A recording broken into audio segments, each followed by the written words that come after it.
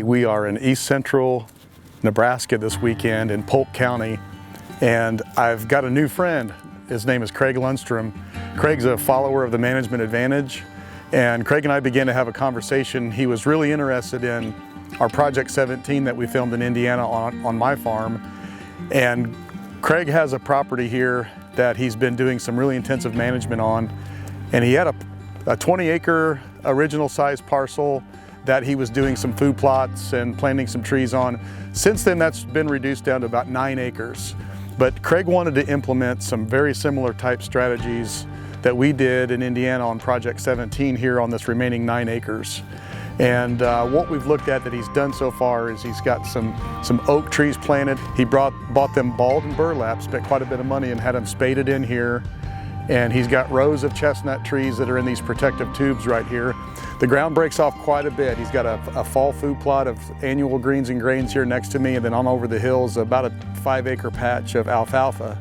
And everything breaks off here and goes into these draws that are lined with cedars, and we'll talk more about that later. But one of the cool things here, I don't know if you can see off in the skyline, there's a line of a fence row there and some remaining small cedars that go a half mile that direction and connect to the next head of timber over there and another big draw. And one of the things that started his idea about designing around a shape for the layout of this habitat that he's doing here is the natural movement patterns of the deer coming off of the adjoining properties to the west onto his place and dropping down into these big deep draws filled with eastern red cedars. So he wanted to complement that and create what he wanted to call a highway. So he's got his trees planted to sort of facilitate and complement that natural movement pattern east to west.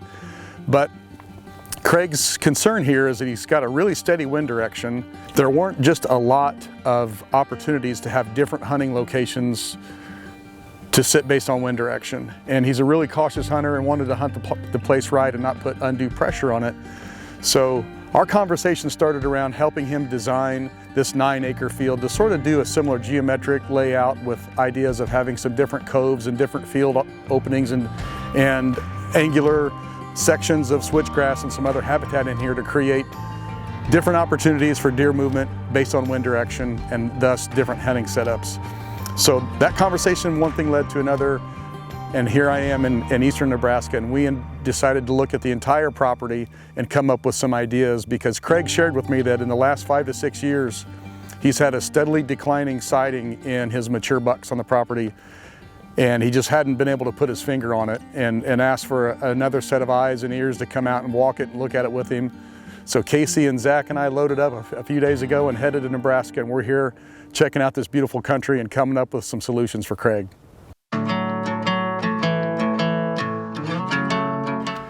We're playing with some shapes from an aerial perspective on Craig's property in Nebraska. We got some plans for the rest of the property as far as manipulating the natural vegetation, but in this 9-acre block that he wants to really do some ground up, installation of new habitat shapes and forms. We're playing with those shapes right now, and one thing he doesn't have any of out there is warm season grasses. So we really wanted to bring in a lot of that composition into this overall plan, maintaining some of his same food plots. And this is really, a lot of this is just open tillable agriculture here. This is an ugly shape. I'm just messing around here on the laptop and it's not as easy to control, but what the thoughts were of maintaining this tillable field, surrounding it with irregularly shaped, nice curving lines of warm season grasses to totally surround the field for cover and security, but also having outside of that, a legume, fire break, and trail, and then some very strategically placed openings connecting these fields one to the other. And he does have those tree plantings in place that we stood out in the middle of while we were on site. And he even emphasized how he designed this tree planting here because of the known deer movement from east to west across this fence line, down through the tree plantings and down into his draw, into the cedar cover down here. So the thought was to capitalize on that known deer movement. This, obviously we're just starting this, but to have openings from one pocket field to the other, switchgrass, warm season grasses all the way around the perimeter, and known corners, open, I call them tractor openings, to be able to drive your equipment in there or plant, but also for access for hunting and for the deer to move through. And based on wind direction and the way that these fields will connect with each other with these little openings, we're going to propose them, and probably in each corner and a couple strategically located ones here in the middle, like this one hits this east-west road. He can count on having either elevated tower stands or brush in some blinds into the cover down one side, and be able to have multiple options for hunting this movement and how they utilize this. So the cool thing about it too is, in combination with the tree plantings, the warm season grasses, the crops, but also have this is the same thing over here. It is a alfalfa field that's past its prime, is going to be replanted anyway.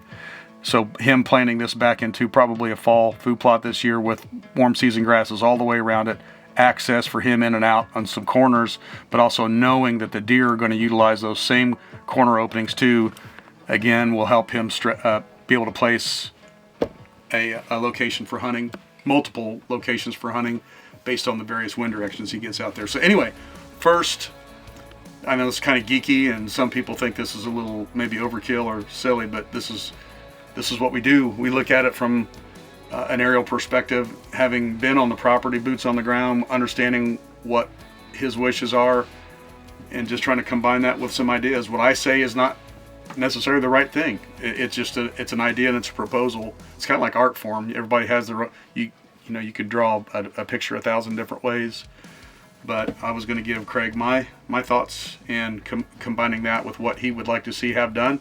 He's going to implement it on his property this year. He's already gotten a lot of the stuff underway from the suggestions that we gave him while we were there, as far as herbicide, and if you don't mind, I'll jump over into that real quick. This area down here in the cedars